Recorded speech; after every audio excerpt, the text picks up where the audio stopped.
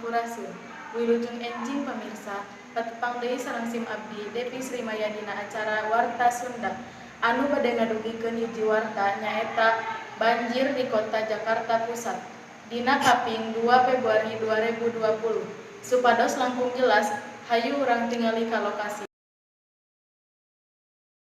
Banjir di Jakarta teh sok sering kajadian kumargi masyarakatna sering buang sampah sembarangan.